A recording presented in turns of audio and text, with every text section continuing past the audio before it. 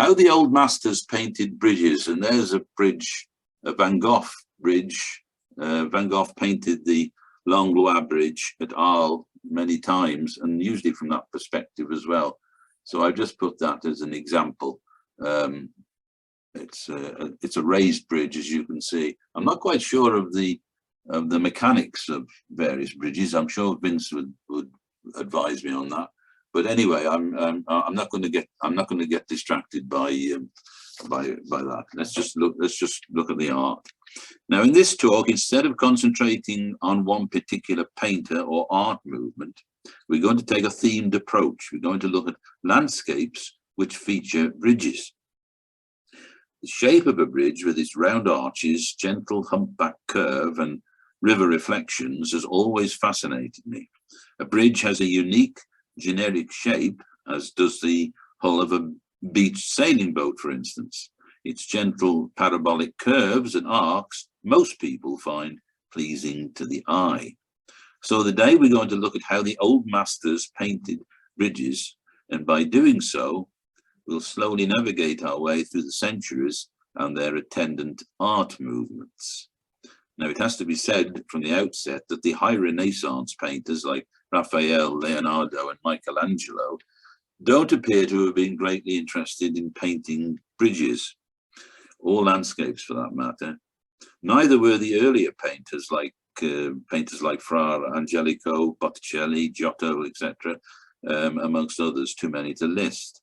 As you know, they were more interested in mythological and religious scenes. So we have to start looking for our bridges, our paintings of bridges. We have to start with the golden age of Dutch painting in the early 17th century and set a course to the present day from there. So that's the first painting, probably the earliest bridge painting I could come across, by Jan Bruegel the Elder, the bridge over Talavera, 1610. Now, Jan Bruegel the Elder was a Flemish painter and draftsman. He was the son of the painter Peter Bruegel, a close friend of Peter Paul Rubens. The two artists were the leading Flemish painters of the first 3 decades of the 17th century. Now, I'm not going to talk too much about the actual artists, because most of them their lives will be familiar to you anyway. So I'm just going to concentrate on the paintings. And there we've got a bridge from an unusual perspective. It's disappearing into the distance. Now, this river, the Talavera in Spain, it appears to be dried out pretty well. People are walking across it, as you can see. I did wonder when I first saw it whether it was frozen, but I think it's just dry and they're paddling over it. And it appears to be a damaged bridge as well, as you can see there. The main interest for Bruegel, it being a genre painting, are the people who are waiting to cross it. They're either coming across it or they're going to cross it, many on horseback, as you can see. So that was a typical genre painting, and the people obviously wearing contemporary dress, as you can see. He hasn't bothered too much about the hills in the background, or the sky, but the bridge is a strange construction because there seem to be supports here, buttresses, and at a first thought that the river might have been there, and maybe these were reflections, but that can't be the case because of where the people are. So they must just be buttresses. So it's a rather strange bridge. However, that's the bridge over the Talavera.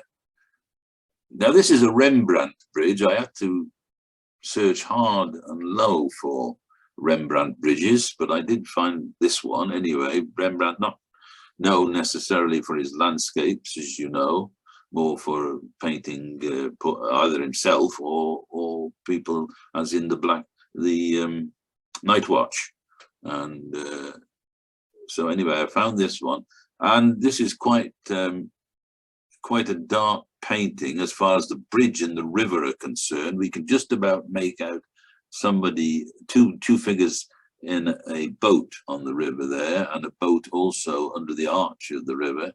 But Rembrandt's main interest, of course, was light, and he's caught the light beautifully on this tree in the background, or these two trees in the background, as the light source coming through. Well, from there, really, from behind the trees, it's either going down, the sun's going down, or it's dawn. I'm not quite sure which. And then we've got this amorphous, misty cloud in the background. Anyway, that is a Rembrandt bridge. It's the only one I could come up with, to be perfectly honest.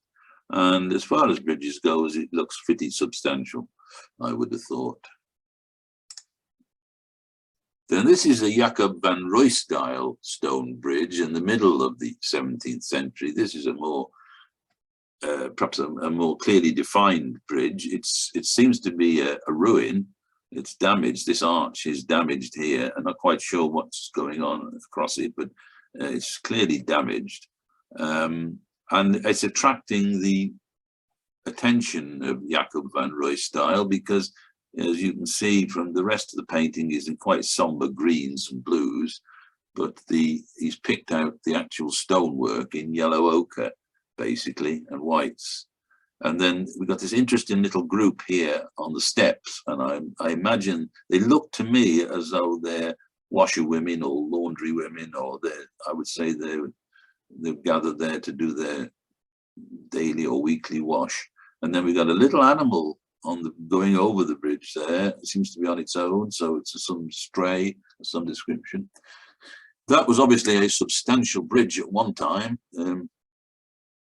and maybe the arch continued over it and is now destroyed. This looks like a pillar that once bore the bridge, and yet this does look like an end wall. So not quite sure about the architecture of this bridge, but Jacob van Ruysdael, of course, famous for Dutch landscapes. He was the son of Isaac Ruysdael, and he was also nephew of perhaps the more famous Solomon Ruysdael, all of whom painted Dutch landscapes.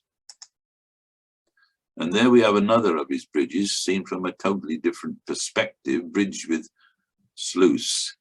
And this time we're invited to climb onto the top of the bridge.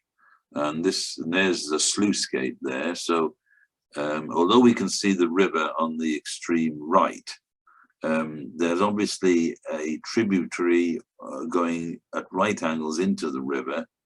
And this sluice gate is controlling the flow of the water for whatever reason. There's no suggestion of a mill there necessarily, but probably there was. And we got this little fisherman here, nice little cameo of a little fisherman on the extreme right there, and a couple of 3 sheep in the field there.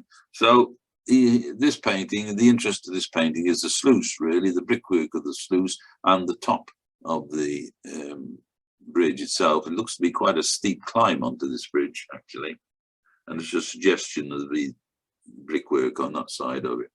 So I thought that was quite interesting painting from the point of view of the perspective of the bridge. And then we have another Jacob van Ruysdael bridge here, and this is a bridge between 2 watermills. He was very fond of watermills and windmills, was Jacob van Ruysdael. And this is because he's used he painted his timbers in dark colours and the wattle and daub walls in yellow ochre, basically. It's quite startling building, really. And then he's introduced a little bit of Venetian red into the roof, subtly, and that sort of ties up with the brickwork on the other side here on the right. And it looks, and I know it's a bit dark, there are 2 men here, and I'm suggesting they are probably opening or just opened a sluice gate, because this river looks as though this water is fast water. It's gushing through to meet the river there. So that could be what they're doing. They could be opening sluice gate between the two water mills. This water mill we don't know what it looks like, but looks like it's seen better days to me. And then we got the two water wheels there and there. So that's quite a startling painting, I think. Certainly arrests the eye. Then an artist that you may not have heard of, Jan Both. This is the Ponte Mole, which is a bridge over the Tiber in Rome. There was a famous battle on this bridge in the reign of Constantine, apparently. So that's probably why he decided to paint it, although the bridge is quite a way in the distance there, as you can see. And it's obviously a beauty spot because we've got either travelers or this gentleman seems to be sitting there. He could be herding this cow, of course. But they just seem, I get the impression we're invited to enjoy the scene, to look onto the river, look at the bridge in the background there or in the middle ground, I should say, with the buildings and some sort of structure there. It's too far in the distance to work out what it is. And there's a small boat on there as well. The light is coming from the left, from the right, as you can see, just catching the clouds there. So it's a diffused light. And of course it's picking out the river itself and the brickwork of the bridge and the buildings. So it's quite a nice, quite a pleasant painting to look at, I think. And Jan Both certainly wants us to look at it long and hard, I would suggest. So that's the Dutch 17th century. So we're still in the 17th century, but we're moving into the sort of the Baroque movement now. This is a painting by Claude Lorrain, the Tivoli. It's an oil on copper, actually, which is not surprising given the sky there, the colour of the sky. And the bridge is, as you can see, is a strange shape. So I'm not quite sure what it could have been constructed of. There's a very large central pillar there. It's probably almost certainly a wooden bridge, of course, but there's quite a drop at that end to it. And we've got a rider and probably a couple of shepherds and some sheep trundling over there. The main interest for Lorraine, of course, is the sun in the middle distance, and the rays of the sun are shooting out into the clouds. So we got this yellow and we got these oranges, and then we got these quiet blues at the back there. And the actual bridge itself is inevitably quite dark because the sun is soaking up all the light. But we do get an impression of a rather rugged waterway under the bridge there. So it's quite dramatic painting. Lorrain, we haven't dealt with Lorrain yet, but I think we will one month. He was the leading landscapist in Italy, where he lived most of his life, though, as his name suggests, he was born in France. He enjoyed large fees for his work. His landscapes gradually became larger with fewer figures. He introduced streaming sunlight into many paintings, which was a very rare feature of art before. And there we can certainly see the streaming sunlight. So this is another Claude Lorrain painting, quite a different in quite a different style. This is Apollo guarding his cattle. His cattle are actually being stolen by Hermes. This character is Hermes. That is obviously Apollo playing the fiddle or the violin or this musical instrument, while these cattle are being. I'm not quite sure of the mythology, the story behind this, but it's a bright picture as opposed to the previous one. Some nice blues in the sky there, and these are very typical. It's very typical Claude Lorrain tree with a lot of fussy foliage, or more, the foliage suggested more as of a mist, green mist than actual leaves, and the trees weird shapes. Lorraine's trees never seem to go straight up from the ground. But the bridge is quite a nice bridge there, as you can see. It got different arches. There's quite a lot of structure gone into it. If we were closer up to it, we would see just how it's constructed better. It's obviously a stone bridge, and the reflection is fairly true as well. So we get an idea from that. True. And there's not too much of a curve on it. And then on the extreme left here, we've got what looks like could be a castle or a church or some sort of large building anyway. But the overall impression of this painting, I think you'll agree, is very bright, very cheerful, and a pleasure to look at. And then this is perhaps a more typical Claude Lorrain landscape with stone bridge. Again, we've got the streaming light from the left coming across the plains in the middle distance there. We've got typical Claude Lorrain tree there. And then the bridge with two riders on it and pedestrians as well, I think, in the foreground. And even more in the foreground, we've got these fishermen. We've got a fisherman sitting on the bank there, and then we got these fishermen in a boat.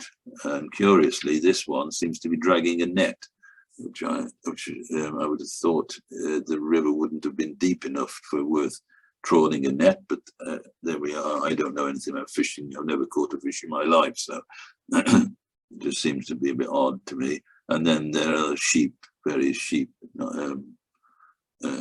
knocking about in the foreground. But it being Claude Lorrain, he's more interested in the light, this part of the painting really. And the bridge is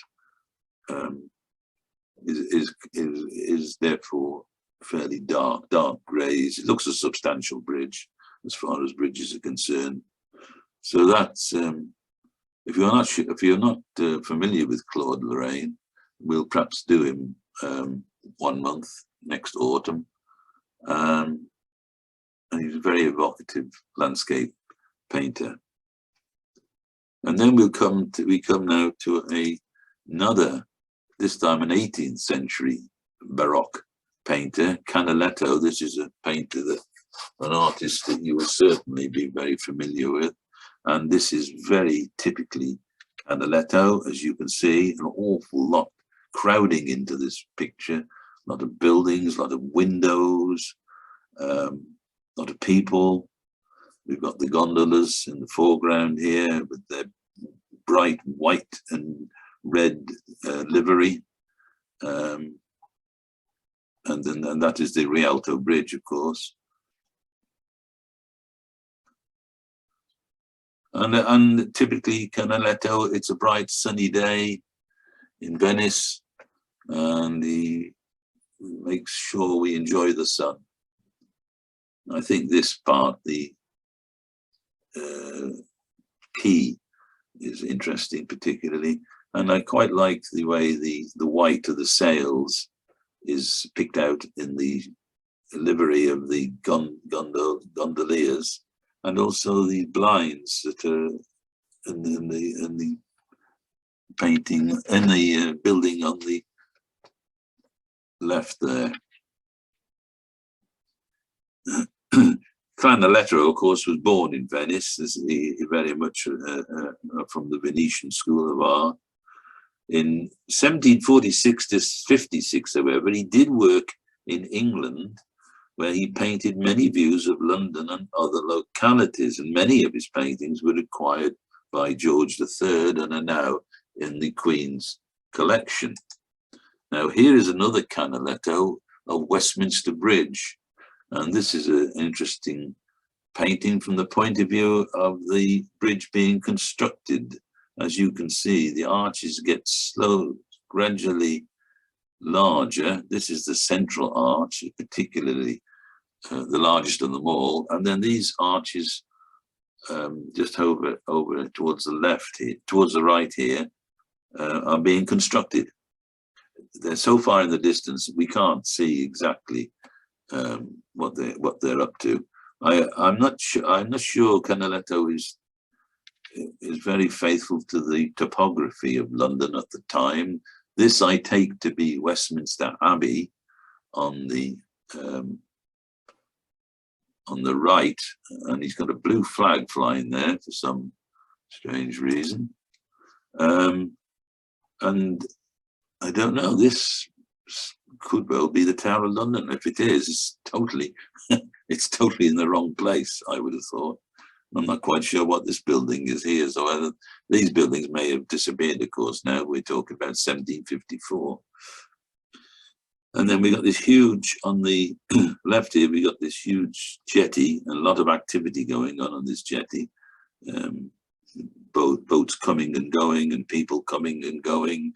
And of course, being Canaletto, everything's picked out. The finest detail is picked out, even the balustrades along the Westminster Bridge there, which of course is totally unrecognizable today.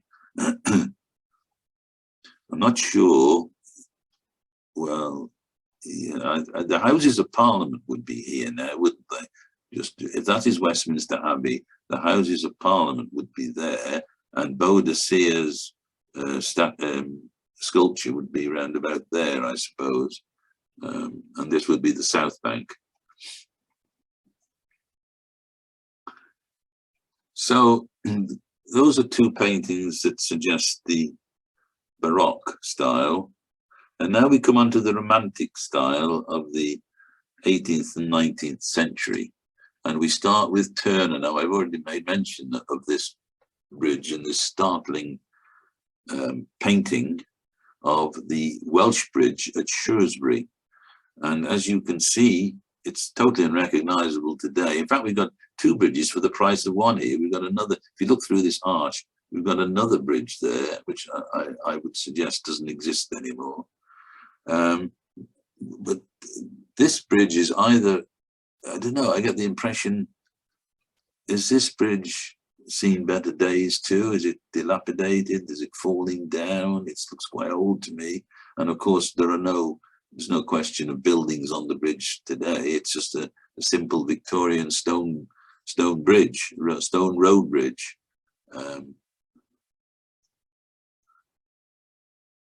I'll let you look at that for a moment, because many of you, if not all of you, will have sometime or other travelled over this Welsh Bridge out of Wales into England or vice versa. That is recognisably the cupola and tower of St Chad's, which is near the Dingle, I think. And I'm not quite sure what he's doing with his reflections. His reflections seem to be strangely refracted. It seems to have lost control of it. Dare I say it, Turner losing control, good Lord. But there's something not quite right about the reflections, I don't think. And we've got this boat going through, but he seems to be an unmanned boat, unless the man who's manning it is obscured by this particular pillar. I don't know. And the painting itself used quite muted tones of creams, whites, and yellow ochres, and very pale burnt siennas, I suppose. I quite like that bridge, but it's slightly confusing picture, and I included it mainly because of its social context. And talking of social context, this is the Cardiff Bridge, as you can see, which Turner also painted. This is a more conventional stone bridge, and there's certainly no question of dwellings or places of business being built on this bridge. In fact, it's difficult to say how old that bridge is. There's just a suggestion to me that it's of it being very old or being incomplete, and maybe still be working on it or maybe repairing it. I don't know. That is Cardiff Castle there. I'm not familiar with Cardiff So I don't know how accurate the painting is from the point of view of its topography. We've got a nice large boat there, and being Turner, of course, the colours and tones are very suffused. It's very subtle colouring, which may or may not be to your taste, but typical Turner. At least we can see definition very clearly in this painting. So that's the Cardiff Bridge. This bridge is more clearly delineated. This is the Wally Bridge and Abbey that he painted in 1811. And there we've got a proud stone structure, very simple, 3 arches. And the reflections are unconfusing this time. They appear to be washing or lying in the sun. It's obviously a sunny day, although it's not a cloudless sky by any means, but this part certainly seems to be attracting the sun. And that looks to be laundry, but I might be wrong. And this laundry again. And we've got the cattle and a bit of human interest on the extreme left of the painting. These 2 men, I would think they're men, or there might be a man and a woman who seem to be paddling. And they, judging by the wake that they're making, they're moving in towards the left-hand side of the painting. So that's another Turner painting of a bridge. It's pleasant to look at, I think, but not startling, not by Turner's standards. And then if we're looking at Turner's bridges, we better look at John Constable's bridges as well. This one painted around about the same time, 1816. Now this is an interesting angle, I think. We've got this wonderful sweep of bridge. It's around there and then almost completing the circle into the river there. So that's, I think that's quite unique, really. A unique perspective on a bridge, stone bridge. And then the light source in the distance there. Typical Constable clouds, more suggested than painted. And again, we can see how Constable was influenced by Claude Lorrain's trees. His foliage, again, more of a mist of foliage than any other attempt at painting trees. And then we got this lone walker just coming to the crest of the bridge, and a nice red chemise there, or tunic or whatever, which contrasts within the rest of the painting because there is no red anywhere else in this painting at all that I can see. So it makes him look quite lonely, really. And a quiet, nice quiet river or stream going under the bridge. So it makes you want to join this walker on the bridge, I think, or catch him up at least, and enjoy the scenery. Enjoy the quiet walk. There doesn't appear to be any wind that day, and it's obviously warm. Now, this is quite a different Constable now. Of course, this sky is a turbulent sky. This is painted in the Romantic tradition, so he's attempting to make us sit up and look at this painting, and there's a lot of drama in it, there's a lot of movement in it. I don't know whether we would want to be out in this weather. It looks threatening. We've got a suggestion of a rainbow over there. Strange choice of colouring for the rainbow, but it is a dark day. And then we got these riders coming in from the right, and they're about to cross over this wooden bridge. It looks quite a frail structure to me. Whether it's going to stand any real force of wind, I don't know. It looks old, and it's dramatic, and it's romantic, and makes for an interesting painting, I think. We've also got a man on the extreme right here, punting his, I would say he's punting his boat towards the river. So there's a lot of movement, a lot of drama in this painting, of course. A lot of energy and typical Constable clouds, more suggested than painted, as I said. Things have quietened down quite a lot in this Constable painting. This is Gillingham Bridge, painted in 1823, a two-arch stone structure, as you can see. Not much drama in this painting. The cow is quietly getting on with his drink in the river, and then we've got people out for maybe a Sunday walk. These look like ladies on the right of the bridge with their bonnets. So maybe it's a Sunday, I don't know. And we've got the church there in the middle distance, and the trees, and the sky again, typical Constable sky. Plenty of drama in the sky.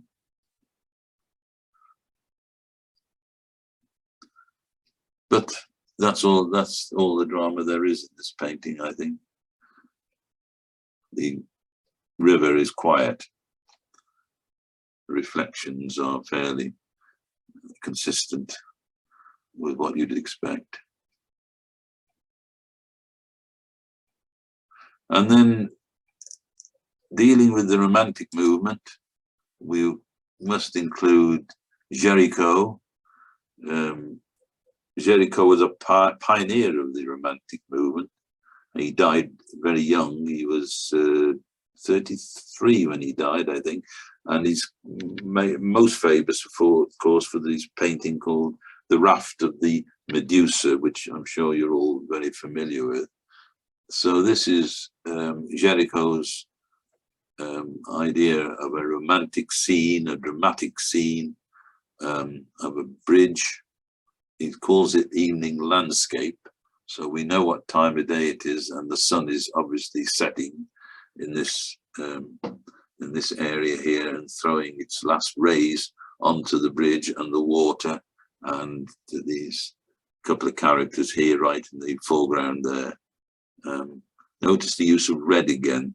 That's all the only red in this painting, as we saw in the Constable painting. It picks him out completely. And the bridge is a strange structure, because on first sight you think these pillars here are reflections, and that is the top of the surface of the river, but that can't be, because here is the surface of the river. The rest of the painting, the logic of the painting suggests it's here. So these pillows are rather strange, and so we got this transom going across there, and I'm not quite sure what that's doing, or maybe I'm not looking at this particular painting in the right way, but I'm slightly confused by that bridge, I have to say. It's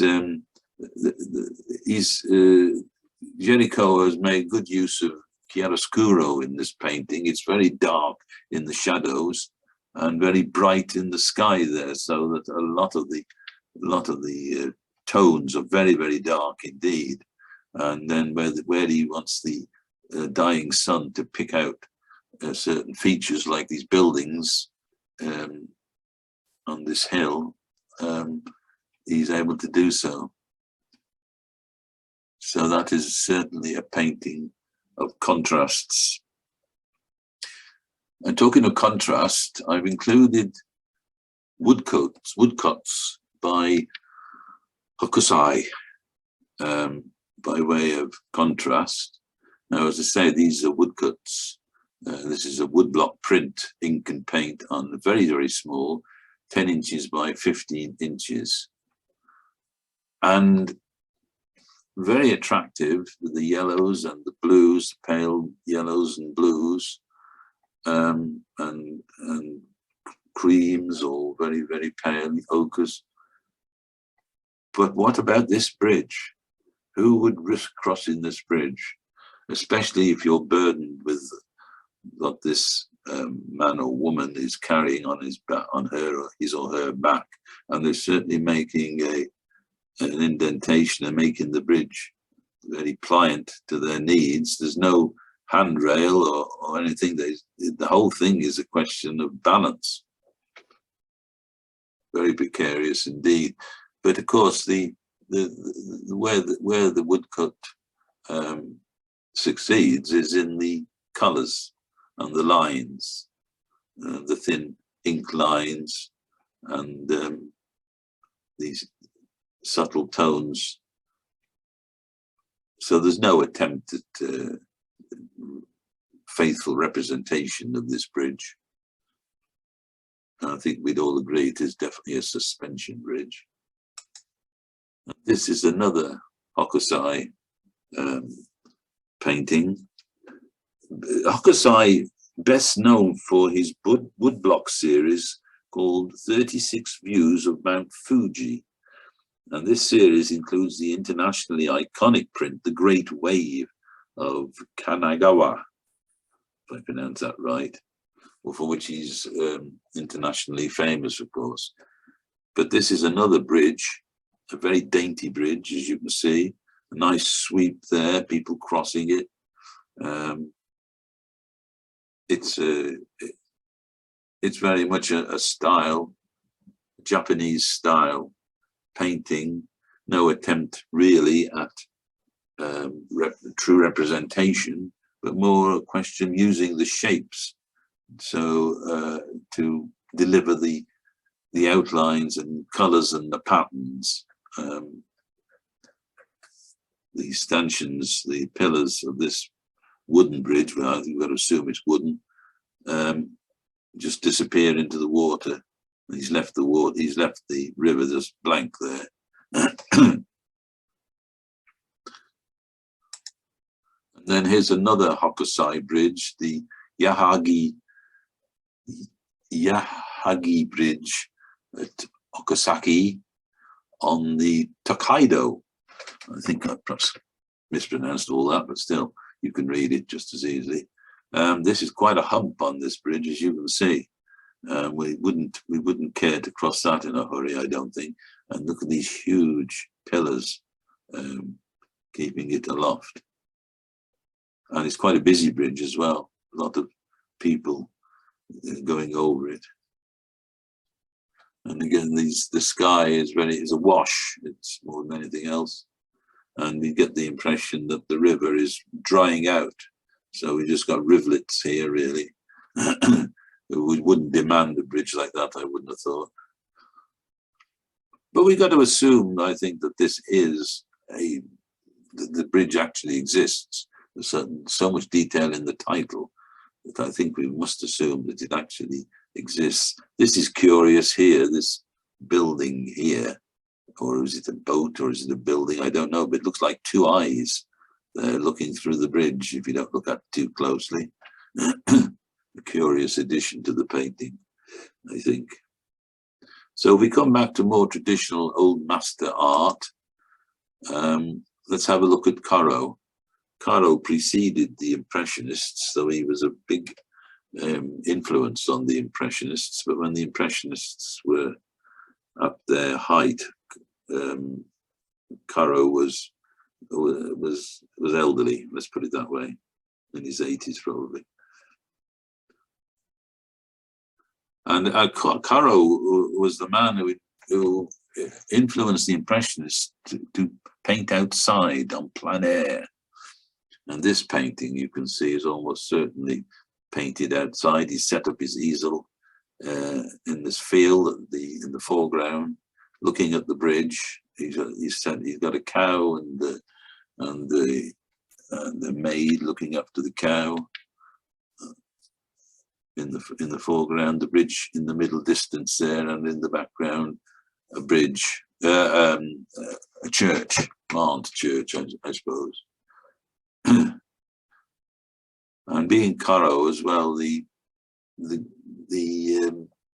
greens and the foliage are quite well. They're not clearly defined at all. They're almost like smudges, dare I say it, an impression of foliage, but in rather dirty greens, I think, dull and dirty greens. The trees probably more successful, but in the tradition of Claude Lorrain again, I think possibly we would have to say. And then the light, of course, coming from the left there and just picking out the river at the bottom there. This looks like a substantial bridge. I don't know whether the figures crossing the bridge are a little too small for my taste. And I like the way the light picks out this building here. It's light cream stucco facade. It picks it out amongst the trees there, so your eyes are peering either side of that tree trunk to try and make out what the building actually is. And this is the bridge at Mantes again, another Carlo. Not a very successful painting, I don't think. It's very dark,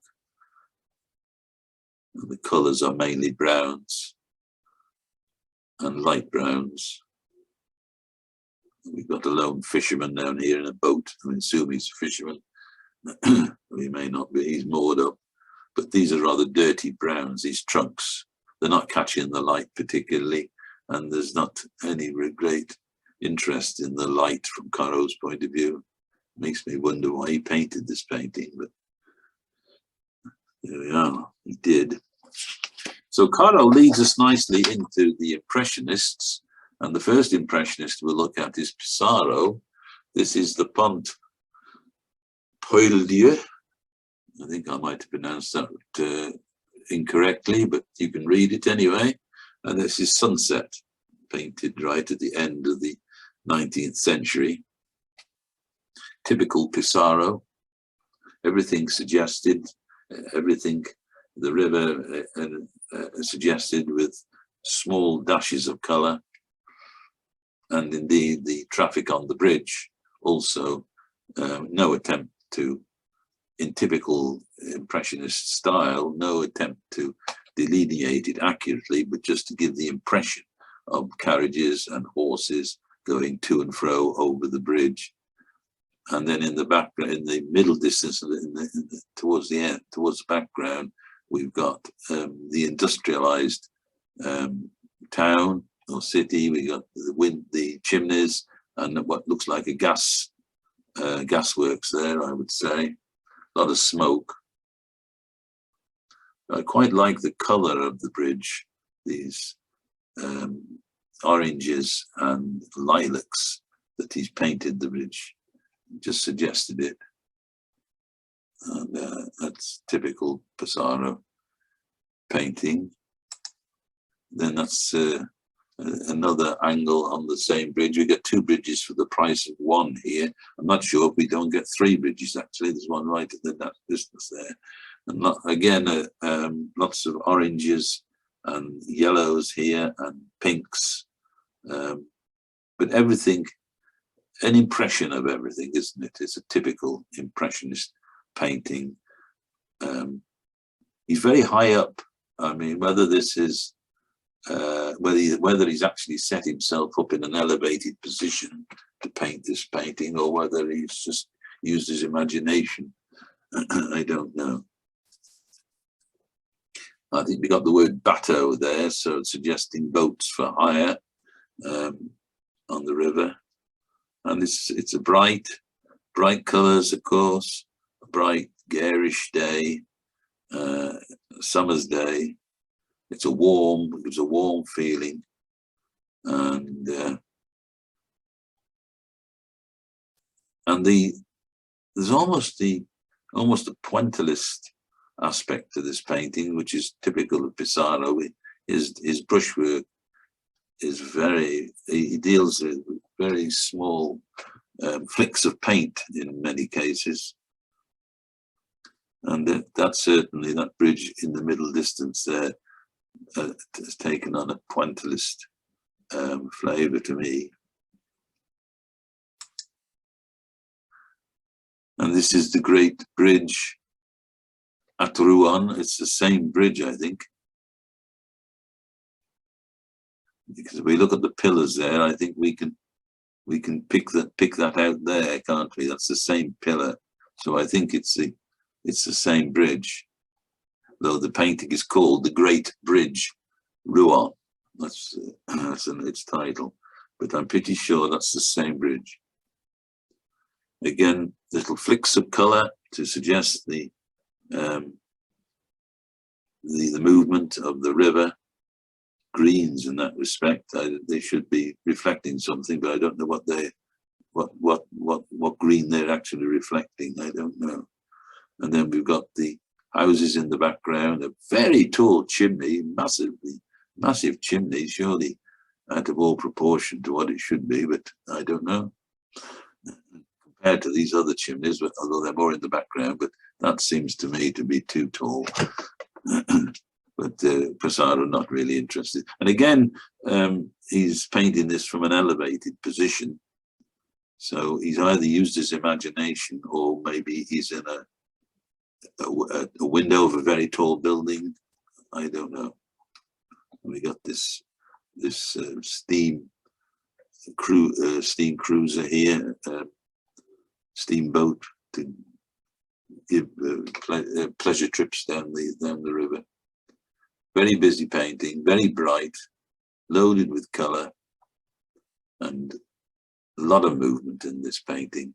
Look how he suggested the people going across the river there. There are an awful lot of people crossing that river, and he's just suggested it by very tiny flicks of a very slim paintbrush. And very successful, I think. So this is Alfred Sisley. Alfred Sisley was born and lived in France, but he never renounced his British citizenship. So he's perhaps our main claim to Impressionism, British Impressionism, although he's, of course, always grouped with the French Impressionists. And this is a different aspect of the bridge. We're invited to walk across the bridge in this painting, rather than to look downstream to a bridge. And colour is the overriding interest for him. We've got these very pale lilac dashes of paint suggesting the flow of the river, and that's picked out in the handrail here, as you can see. So there's a consistency of colour in this painting. This rather bent gentleman is caught with a few strokes of the brush, and there's this other gentleman over here who's looking at the artist, looking right at us, looking at the viewer. Again, just suggested with a few quick brush strokes, but the proportions are absolutely spot on. I'm quite fond of Sisley's impressionistic work. This is at Argenteuil, of course. Argenteuil, particularly associated with Monet, and we'll be coming on to Monet in a moment.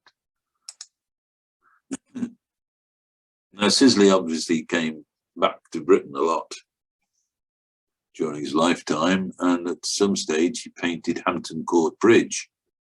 I've crossed this bridge myself, as I expect you have done, and I'm not quite sure of whether Hampton Court Palace is over there or it's over here. I'm not sure which way you're going across the bridge there myself. Doesn't matter. Again, the river suggested with a few flicks, dashes of paint or flicks of paint. I don't want to belittle the mode of painting, because he's given a lot of thought to it. Obviously, the colours are very carefully mixed, and here we get the greens there diffusing to yellows there to reflect the bank, of course. So that is Hampton Court Bridge, which I'm sure is familiar to some of you. And then I'm not sure what that flag is. I can't identify that flag. But it's picked out beautifully against the trees, the green of the dark green of the foliage, the trees in the background. The flag is very clearly delineated. The flagpole, just an impression of a flagpole there. It looks rather very slender flagpole to me.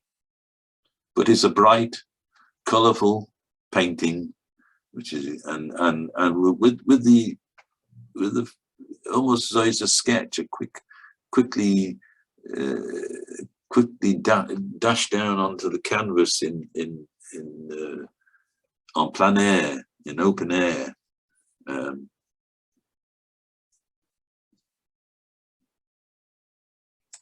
Right. Now this is the bridge at Moray at sunset. So we know the bridge, again, we're told that the sun is going down, and there's definitely an emphasis on lilac in this painting, is there not? And the clouds and the sky and the buildings are all suffused with lilac, and the river as well, inevitably. So the overall impression of this painting is, yes, it's sunset, so there's not too much light about, only from the sun in the background there, and the reflections on the water. The bridge is a long bridge, actually, isn't it? It's several arches there, but then it continues over to the right-hand side of the painting. There's some more arches there, so it doesn't, to my eye, it doesn't quite line up. But Sisley wouldn't have worried about that, I don't think. And then we come on to Monet. This is the bridge at Amsterdam, typically Impressionist again, the same way of dealing with the water, the river, give the impression of movement of water with these dashes of paint, dashes of colour. And then the bridge itself is very dark. It's so dark, in fact, it's hard to see where the surface of the river is, but it's just about there, I think, just about there and just about there, because the reflections, because they're painted in this Impressionist style, they're not too dissimilar from the actual pillars themselves, because the lines are jagged. They're not clear, crisp lines as you might get in a Canaletto painting, for argument's sake. And then the warehouses or hotels on the bank side here, just suggested with a few strokes of the brush and a few vertical lines as well. Almost any colour would have done, I think. And then I'm not sure what this is. This bridge is a bridge that could be raised, but how it would work, I have no idea. And I'm not particularly interested in how it would work. But clearly it's intended to lift at some point.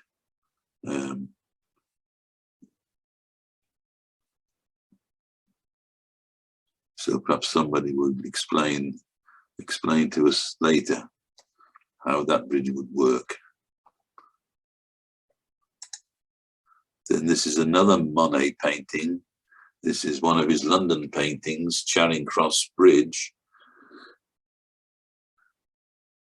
And of course, so obviously done in an Impressionist style that there is no detail at all there. We can just make out the bridge done in heavy lilac colour again. And then we can make out Big Ben, I think, and the Victoria Tower of Westminster, Houses of Parliament there on the right. and the embankment here is just suggested with the blues and pale lilacs, and no attempt at a line to delineate exactly where it is. It's just an extravaganza of pastel shades, and very bright. And one feels it would work just as well upside down, or even on its side, because it's the color, and the strokes are also, you can see they're heavy strokes. There's a lot of impasto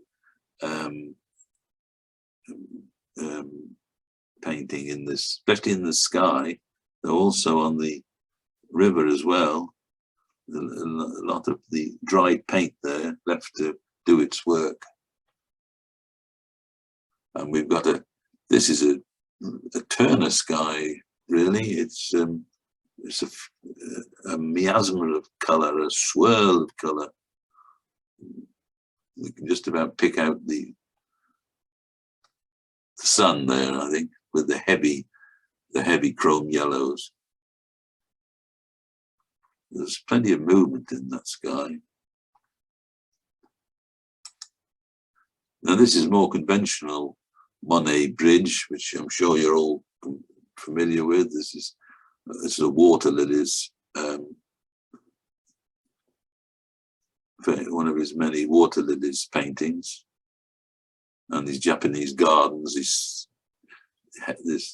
The very typical severe hump of the small bridge over these lily pads and lily pods. Monet, of course, was getting on a bit when he was painting these water lily paintings, and and his poor eyesight is often blamed for this sort of area, for argument's sake, which seems to be rather confused miasma of color. Very little detail, although we do get the impression of the reeds are sort of following the contours of the bridge, in a sense. A lot of green in this painting.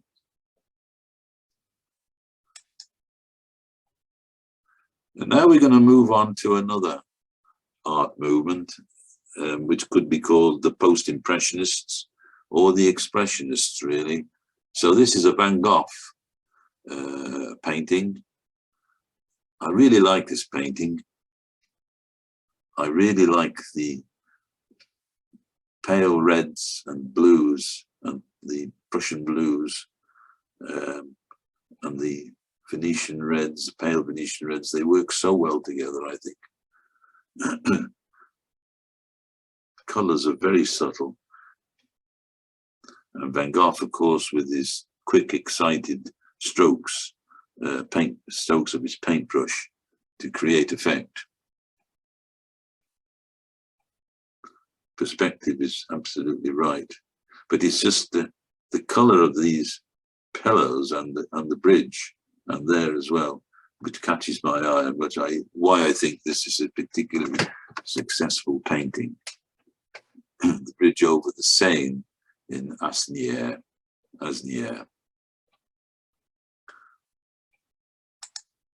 And then this is the Pont de la Grande Jatte, another Van Gogh painting, and typical Van Gogh style. The Expressionists aim to present the world subjectively, distorting it for emotional effect, to evoke mood, thus concentrating on emotional experience rather than representing reality.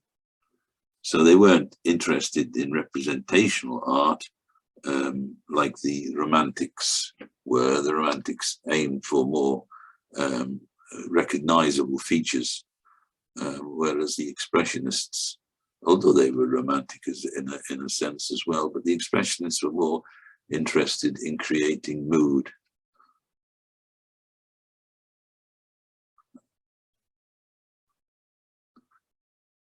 So here we have a bridge.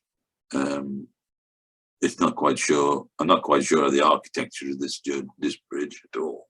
It's a strange architecture to me. It's hard to work out where the surface of the river is really. It's sort of across there, but anyway, it's colourful painting. We got these blues contrasting with the creams of the pillar work, and then we've got these heavy yellows, dirty yellows really, of the river, suggesting the movement again. And then we got the reflections in blue again, and then we got pale reflections of the sky in the bottom right-hand corner there. And then we've got the some sort of suggestion of a boat in the middle distance, but in the foreground here we've definitely got a boat with several people on it. And then we got two characters crossing the bridge there as well. So a typical Van Gogh painting as regards style, I think. And as is this is again a bridges across the Seine that has the air.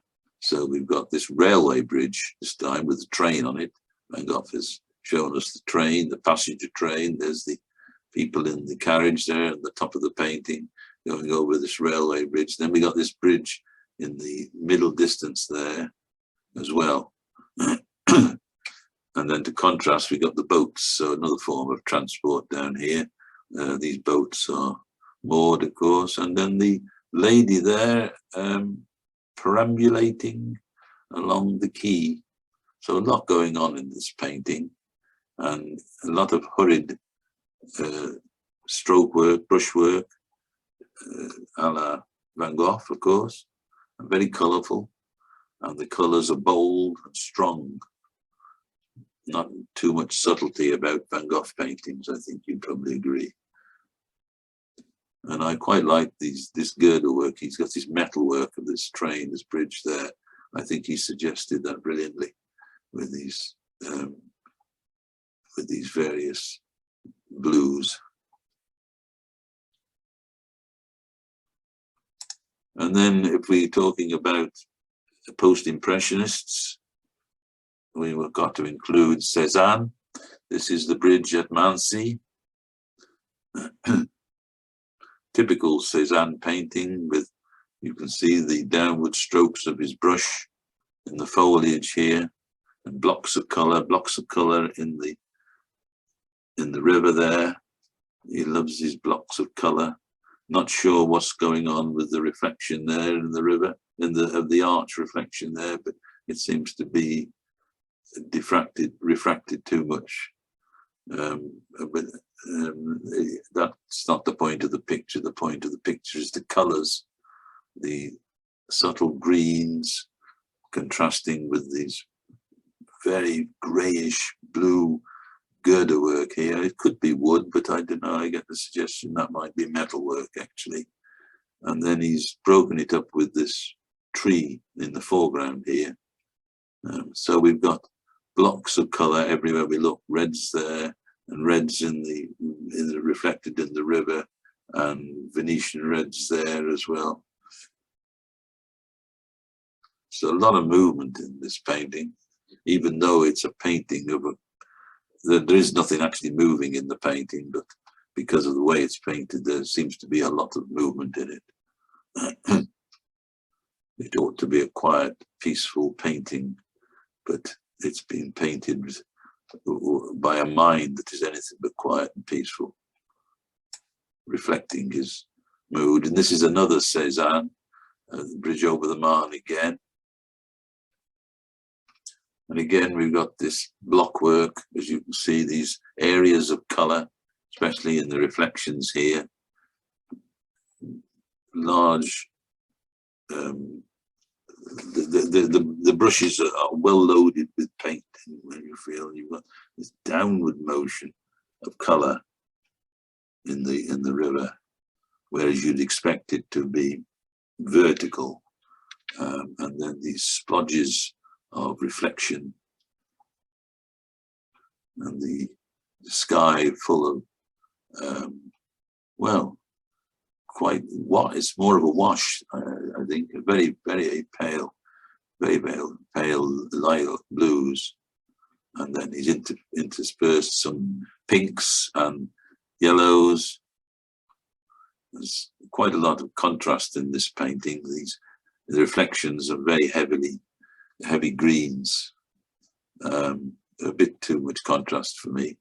But there's the bridge in the middle distance. And that's the point of the painting, because he's called it the bridge over the Marne, although the bridge actually is a very small part of the painting. And I'm not quite sure what's happening at the end of the bridge here. We've got that final pillar there, but quite how you get onto the bridge from there, I'm not too sure. No doubt there was a way. So now we come into the 20th century. This is a fin de siècle, and we're going to deal now with the Fauves. The Fauves, if you remember, was we did a session on the Fauves, a very short-lived but very influential art movement, where bright colours were the order of the day. This is a Matisse painting of a bridge over the Seine. It's not necessarily a typical Matisse, and I don't think it's a very good painting either. There's too much is unsuccessfully expressed in it, I think, especially these wishy-washy buildings here and the sky as well. So this isn't one of, I don't think this is Matisse's finest hour, let's put it that way. But you might feel differently, and that's perfectly valid if you do. So we won't linger too much on this particular bridge. I don't think it's a rather dark bridge again. They seem to be fond, other artists were fond of painting bridges in dark Prussian blues and dark lilacs. Now this is more typically Matisse, I think, painted in 1901, right at the beginning of the 20th century. And it's almost impossible to discern any particular feature in this bridge, in this painting, except to say that the bridge obviously is this sweep of yellow virtually across the center of it, and maybe the roadway suggested onto the bridge in this bottom left-hand corner, I would think. But this is just a kaleidoscope of color. So there would be buildings here in the middle distance, I've no doubt, but there's no attempt to delineate them. The course of the river seems to sweep round like that, I would think. So we're looking probably at the river again there. And here we've got the arches, just splodges of colour. And you've got to look very hard to see where the reflections are. When these are the pillars of the bridge. So that is a typical fauve bridge, I suppose we'd have to say, because it is so colourful, and colour is the raison d'etre of the painting. It's called the bridge, so we know it's a painting of a bridge. And then this is another Matisse, and again we've got this emphasis on blues and lilacs for the stonework. This is Notre Dame on a late afternoon. This is the Seine again, of course, and the bridge is going from the left bank onto the Ile de Paris. So which bridge that is, I have no idea, and I haven't been able to find out. I don't think it matters too much. I think where this is successful is the use of the introduction of these oranges and reds, which of course work extremely well with the blues. And so he's mixed them in the walls there as well, and then just suggested people he's very elevated again here, so he must be in a very tall building, I think, extremely tall building for that angle. But Matisse is not interested in representational art. He's interested in an excuse to lock in his colours, make his colours work, make them react one with the other. And I think that's fairly successful. Then another Fauve painter is André Derain. This is London Bridge. Again, very, very colourful. Everything suggested. The arches are quite clear there, but no attempt to paint them accurately.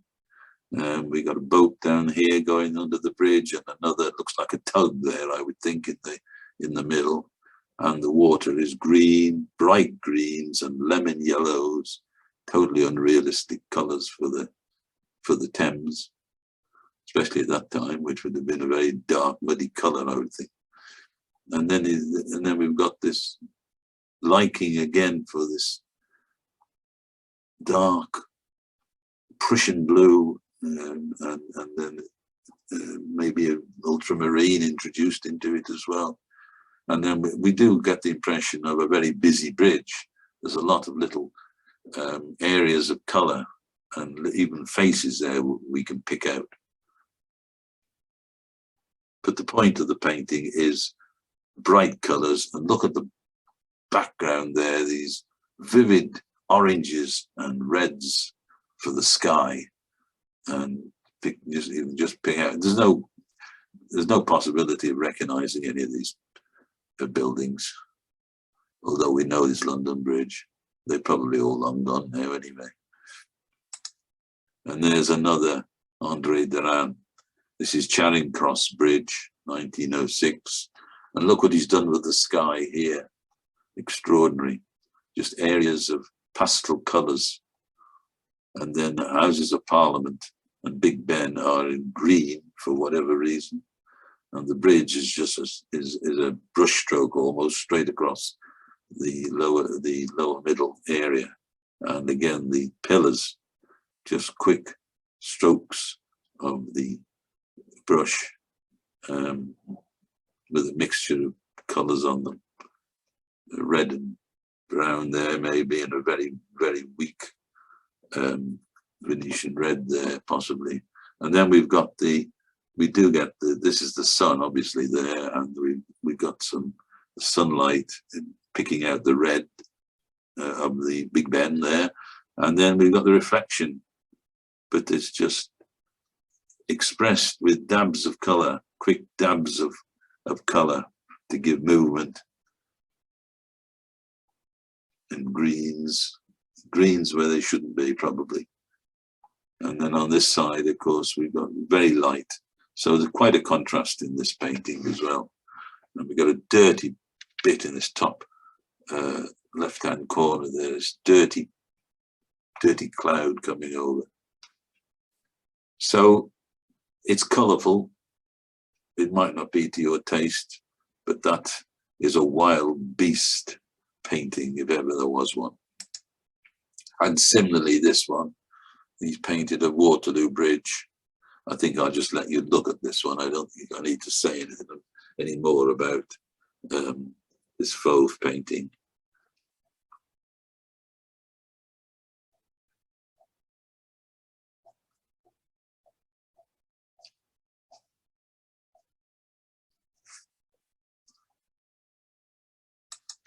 And then Maurice Vlaminck, also a Fauve painter, a Fauvist, if you like to call him that. And again, the overall impression is strong, vibrant colours. The bridge is on a slant, whether it was just on a slanted chateau, we don't know. And curiously, that he's delineated, or he's picked out, or he's portrayed the river with downward strokes, vertical strokes, which is surprising. He's not really interested in creating the movement of the river. On the contrary, he's trying to sabotage the movement of it with these downward vertical strokes, whereas we would expect them to be, I can't say they should be, but we would expect them to be horizontal. And then with the heavy outlines, black as well, everywhere. And a threatening sky and strong colours, powerful colours.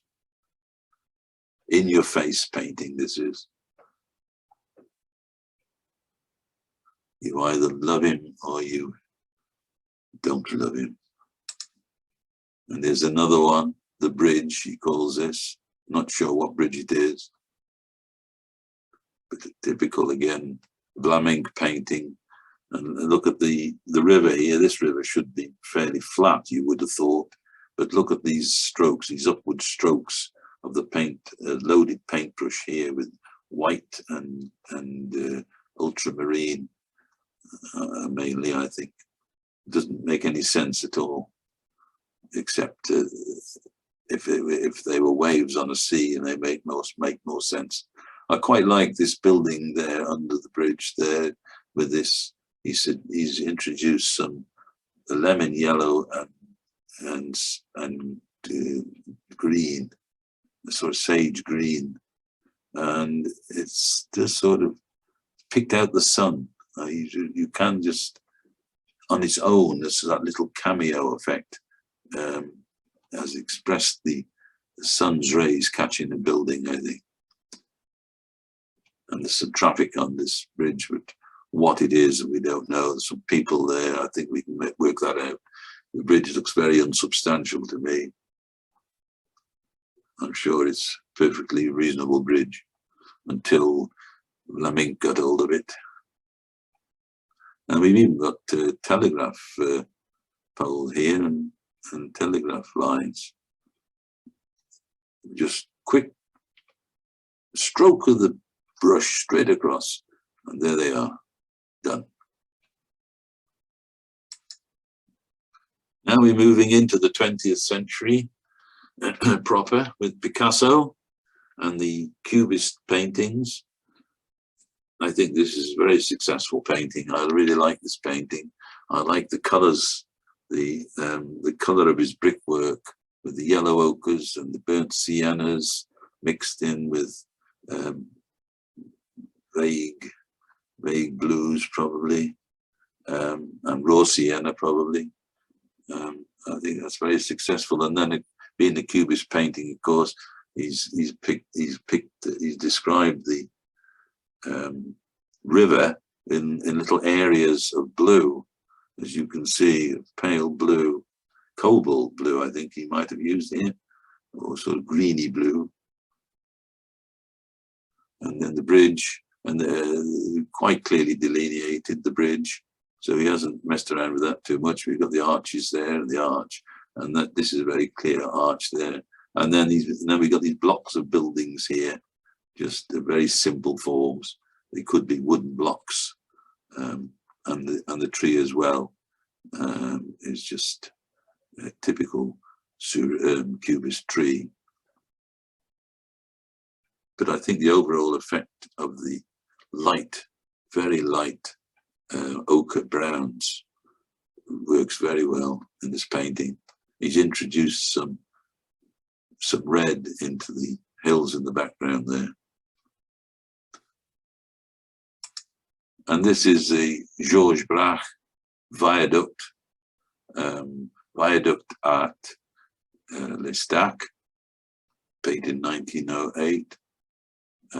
Again, this is in the Cubist tradition, although we can see elements of fauvism in the way the background is painted there, with these quick, lively strokes of paint, quick dashes of paint. But I think where this works, it's even, in fact, you could say this is a transitional painting, really, because you've got the Fauvist bright colours, the yellows and the browns again, and the Venetian reds and oranges of the roofs, very colourful.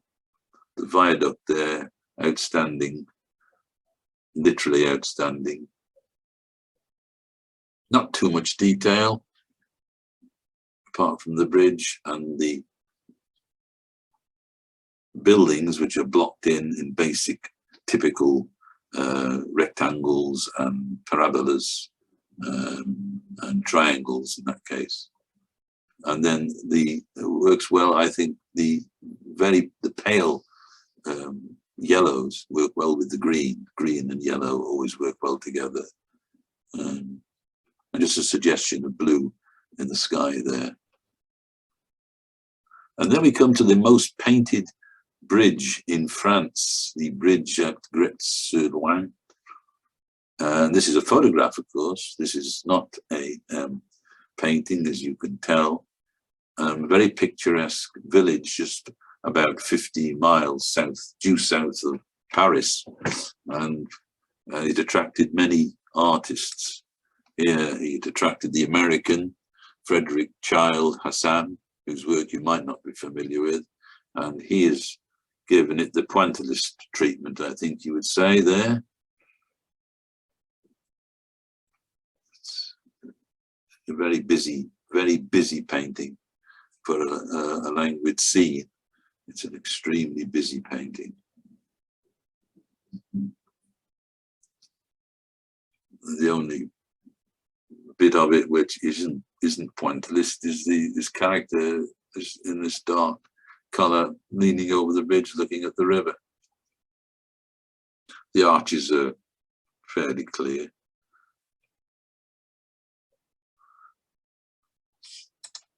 And then Sir John Lavery, I suppose, is the artist who painted the bridge more than anybody else. This is a painting by Sir John Lavery, painted in 1883. So we've just slipped back out into the 19th century again momentarily, but his work straddles the turn of the century. And we've got, there you have the bridge at Gretz again. So there's an awful lot of artists have painted the bridge at Gretz. And this is for once I've concluded this because of the bridge rather than necessarily the art. Is another famous bridge, the Forth Bridge, again painted by Sir John Lavery, which is painted in 1914. And we've got a biplane there, look. So that's interesting. But there wouldn't have been too many biplanes painted by this time, I don't think. And that's a very famous Forth Bridge. And he's chosen to paint it in this sort of lilac blue. At least he's caught the water in lilac blue. And the actual bridge is painted in quiet colours.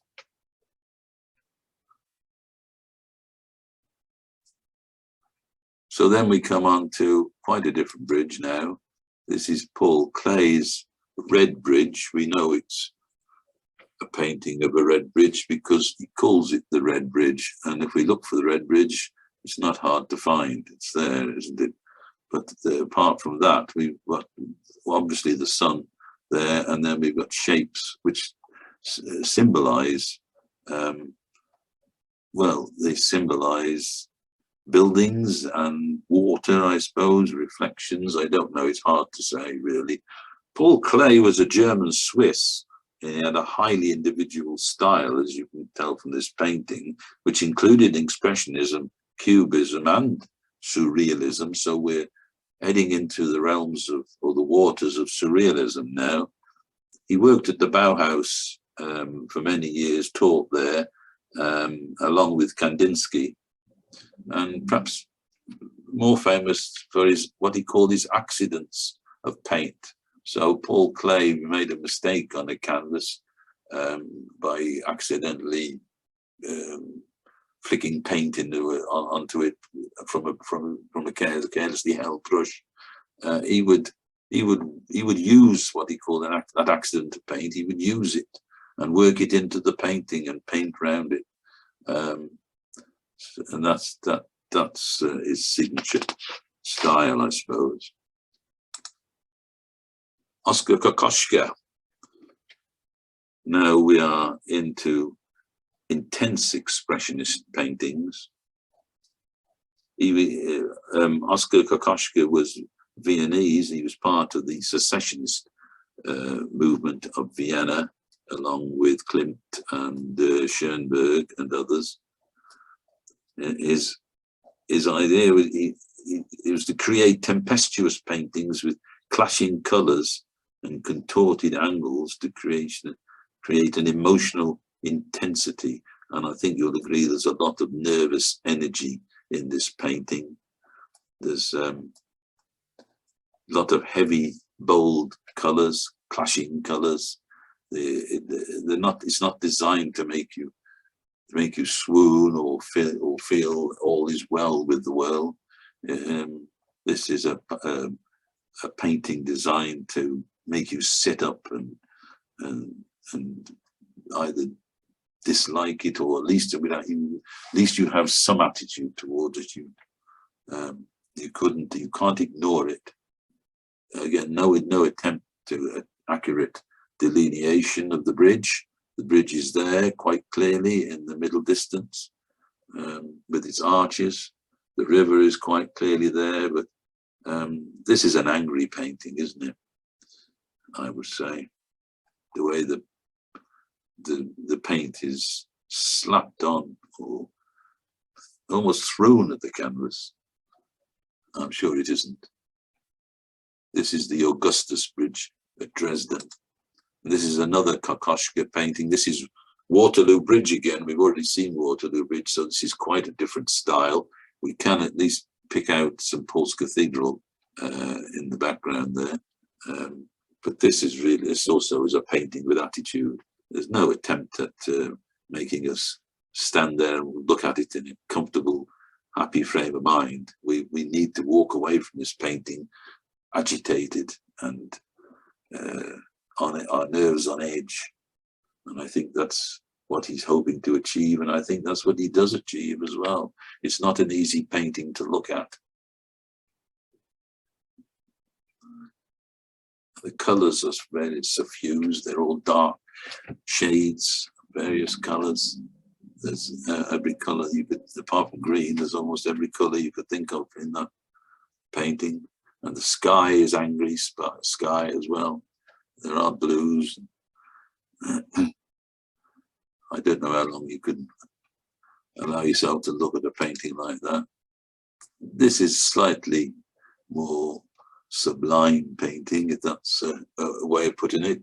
This is Kokoschka's Charles Bridge at Prague, but again, same intensity of expression. It's not a play. They're not paintings to relax in front of. They're paintings to churn you up, like that river seems to be churned. And I think there's a suggestion here of a weir. I don't know the river at Prague, but that looks to me as though this boat is precariously either going to go down it, or he's managed to get up it. I don't know. And not much variety of colour in Kokoschka's paintings. He's more interested in these jagged lines. There's no straight lines anywhere to be seen. It's all movement and all vague outlines.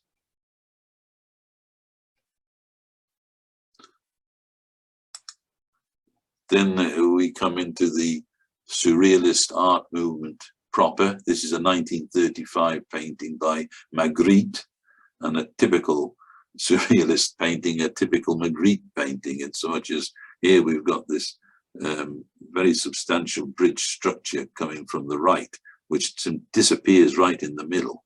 But we know it's there because we can see the reflection of it he's allowed us to see the reflection, so it does carry on. But as far as the painting is concerned, it completely disappears. So this is as typical head-scratching painting by Magritte.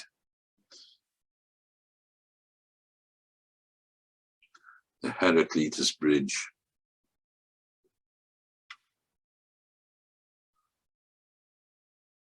And dealing with the Surrealists, of course, we've got to deal with Salvador Dali. He called this the Broken Bridge and the Dream, 1945. I don't think I've got too much to say about that. It's self-evident what's going on, I think. It's a dream, so it defies logic. defies realistic interpretation. And again, like Magritte's bridge, this bridge also is cut off in its prime, as it were. Seems to have a prancing pony there. These are very diaphanous characters. And then we're going to come to our last painting now. And the last painting, I think we need a little bit of calm and serenity now.